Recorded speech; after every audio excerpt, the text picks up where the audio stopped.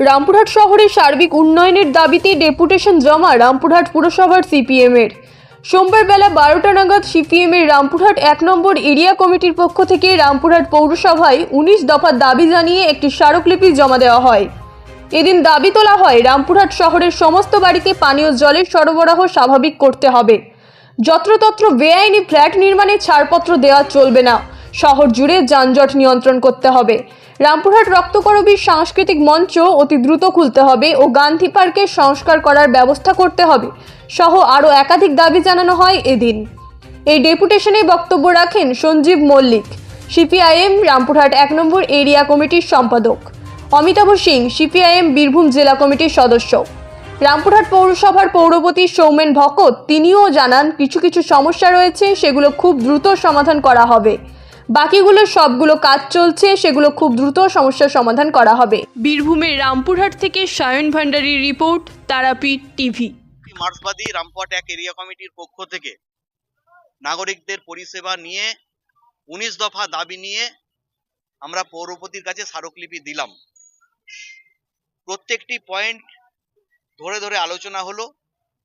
আমাদের এই 19 দফা দাবির সঙ্গে তিনি সহমত হয়েছেন এবং যে সমস্যা বর্তমানে রামপুরহাট শহরে, বিশেষ করে পানীয় জল, নিকাশি ব্যবস্থা, হকার জোন, যানজট, মিলিটারি রোড সহ যে দাবিগুলো আমরা রেখেছি, তিনি বললেন অতি দ্রুত ব্যবস্থা গ্রহণ করবেন। কিছু ক্ষেত্রে বললেন 1 মাসের মধ্যেই ব্যবস্থা করব, কিছু ক্ষেত্রে বলা হলো যে ফান্ড এলে ব্যবস্থা করা হবে। এক কথাই হচ্ছে যে তিনি গুরুত্ব দিয়ে শুনেছেন এবং আমাদের দাবি যে ন্যায্য, তিনি সহমত হয়েছেন। এটা হচ্ছে বিষয়। আমার নাম সঞ্জীব মল্লিক, 1 নম্বর এরিয়া কমিটির আমি সম্পাদক। দেখুন, ডেপুটেশন দিয়েছে, কটা দফা আছে? হ্যাঁ, 19টাই দফা আছে। তার মধ্যে অনেক কিছু আছে যেগুলো হয়তো তাদের নলেজের মধ্যে নাই বলে অনেক কিছু দিয়েছে। ব্যাপার হচ্ছে পানীয় জলের যে সমস্যাটা যারা বলছে, সেই পানীয় জলের সমস্যা আপনারা জানেন, আমরুট প্রকল্প চলছে এবং খুব তাড়াতাড়ি রামপুরহাটবাসীকে পানীয় জল সরবরাহ হবে, প্রত্যেকের বাড়িতে জল দেওয়া হবে। কিন্তু কাজটা করার জন্য যে সময় নির্দিষ্ট আছে তার মধ্যেই কমপ্লিট হবে। এবং রাস্তাঘাট নিয়ে বিভিন্ন কথা, পুকুর ভরাট থেকে শুরু করে বার্ধক্য ভাতা, বাড়ি সবই বলেছে। আরেকটা যেটা বলছিল যে বিরোধী ওয়ার্ড বলে 17 নম্বর ওয়ার্ডকে বঞ্চিত করা হচ্ছে।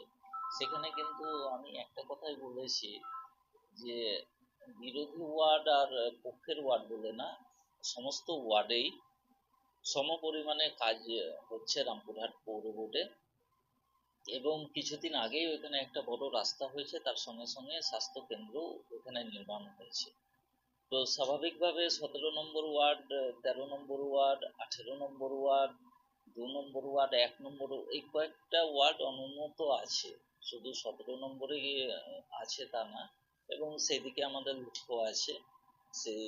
আমরা সেই লক্ষ্যেই কাজ করছি, কারণ রামপুরহাটবাসীকে পরিষেবাটা আমাদেরকে দিতে হবে। সেই ক্ষেত্রে কে কোন রাজনৈতিক দল করে না করে সেটা আমরা বিবেচ্য আমাদের নাই, আর আমরা সেভাবে করি না। কারণ মমতা বন্দ্যোপাধ্যায় যে প্রকল্প কর্মসূচি আছে তার মধ্যে দেখবেন যে প্রত্যেকটা পরিবারেই সেই সুবিধা পায়, লক্ষ্মী ভান্ডার থেকে স্বাস্থ্যসাথী সবাই পায়। তো আমাদের সেই আদর্শে আদর্শিত আমরা রামপুরহাটবাসীর জন্য কাজ করব, এটাই হচ্ছে ব্যাপার। এবং পার্কের একটা ব্যাপার ছিল, পার্কের ব্যাপারটা বলছিলেন। তো পার্কের ব্যাপারটা ওনারা বলেছেন পার্ক অপরিষ্কার আছে, পায়খানা বাথরুম বাচ্চাদের মেয়েদের নেই। সেটা আমরা দেখব এবং পার্কের রেনোভেশনের কাজ শুরু হবে। তারপর আমরা টেন্ডার মাধ্যমে নতুনভাবে টেন্ডার করে আমরা পার্ক নতুন।